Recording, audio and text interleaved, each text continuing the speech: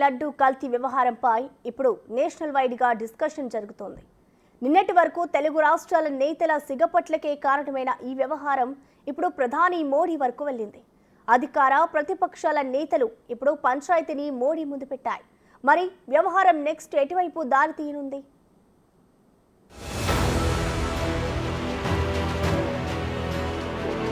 రాజ్యానికి అంటుకున్న మాటల మంటలు అగ్నిగోళంగా మండుతున్నాయి. ఏ నోట విన్నా అదే మాట, ఏ చోట చూసినా అదే చర్చ. తిరుమలేశుడి లడ్డుపై రచ్చ కంటిన్యూ అవుతుంది. లడ్డులో ఉంది జంతువుల కొవ్వా, ఆవునయ్యా? ఏపీ సీఎం చంద్రబాబు వ్యాఖ్యల తర్వాత భక్తుల్లో నెలకొన్న ప్రశ్న ఇది. ఇది ముమ్మాటికి జగన్ చేసిన తప్పే అని అధికార పక్షం వాదిస్తుంటే, తప్పుడు మాటలు మాట్లాడి పాపం చేశారని విపక్షం గగ్గోలు పెడుతుంది.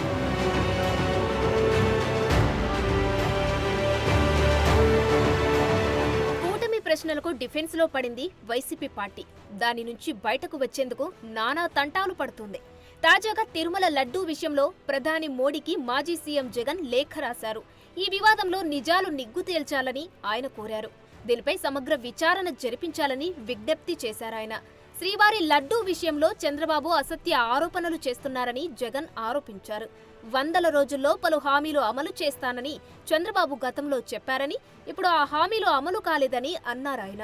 అందుకే ప్రజలను డైవర్ట్ చేయడానికి లడ్డూ వివాదాన్ని క్రియేట్ చేశారని జగన్ ప్రధాన ఆరోపణ. రాజకీయ దురుద్దేశంతోనే తిరుమల పవిత్రతను చంద్రబాబు దెబ్బతీస్తున్నారని, వీలైనంత త్వరగా వాస్తవాలను ప్రజల ముందు ఉంచాలని ప్రధానిని కోరారు జగన్.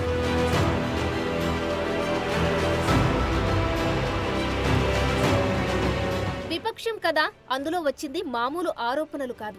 అందుకే జగన్ కేంద్రాన్ని జోక్యం చేసుకోమన్నారు. మరి కేంద్రం చూసుకుంటుంది అనుకుందాం, కానీ హిందూవాదులు ఊరుకోరు కదా. మాజీ సీఎం జగన్మోహన్ రెడ్డి ఇంటి దగ్గర నిరసనలకు దిగారు. జై శ్రీరామ్ అంటూ నినాదాలు చేశారు. తిరుమల లడ్డూల తయారీకి ఉపయోగించే నెయ్యిలో జంతువుల కొవ్వు, చేప నూనె వాడారని తేలడంతో గత ప్రభుత్వ తీరుపై హిందూవాదులు మండిపడుతున్నారు. మాజీ సీఎం దగ్గర నిరసనలు చేపట్టారు. వారిని పోలీసులు అడ్డుకునే ప్రయత్నం చేయగా ఇరు వర్గాల మధ్య వాగ్వాదం చోటు చేసుకుంది.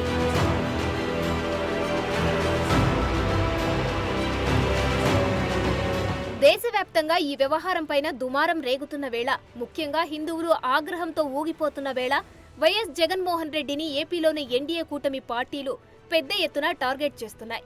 ఇప్పటికే ఈ వ్యవహారం అంతా జగన్మోహన్ రెడ్డికి తెలిసే జరిగిందని, కమిషన్ల కోసం కక్కుర్తిపడి జగన్ ఈ వ్యవహారాన్ని నడిపించారని పలువురు ఎమ్మెల్యేలు, మంత్రులు ఆరోపిస్తున్నారు. అంతేకాదు అనేక ప్రశ్నలు లేవనెత్తుతున్నారు.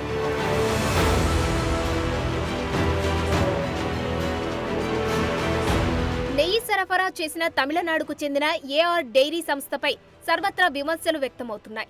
ఈ క్రమంలో మరో చర్చ తెరపైకి వచ్చింది. ఇంకెన్నాళ్లు పక్క రాష్ట్రాల్లోనే డైరీ సంస్థలపై ఆధారపడతామన్న ప్రశ్న ఉత్పన్నమవుతుంది.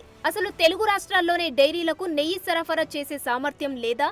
ఇంకెన్నాళ్లు నందిని డైరీ మీదే ఆధారపడతామని భక్తులు అభిప్రాయపడుతున్నారు.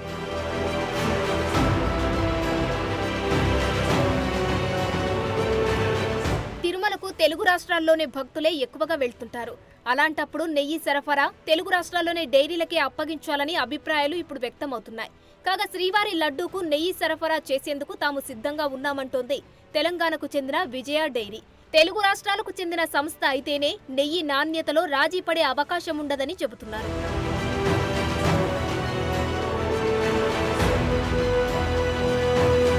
ఎన్నో ఏళ్లుగా శ్రీవారి లడ్డూ తయారీకి నెయ్యిని నందిని డైరీనే సరఫరా చేస్తుంది. అయితే జగన్ ప్రభుత్వం వచ్చాక ఆ కాంట్రాక్టును రద్దు చేశారు. టెండర్ల ద్వారా ఏఆర్ సంస్థకు అప్పచెప్పారు. అయితే అతి తక్కువ ధరకు కోడ్ చేయడంతో ఇప్పుడు నెయ్యి నాణ్యతపై అనుమానాలు వ్యక్తమయ్యాయి. కాబట్టి తెలుగు రాష్ట్రాల్లోని డైరీలకు మాత్రమే అప్పగించాలన్న చర్చ మొదలైంది.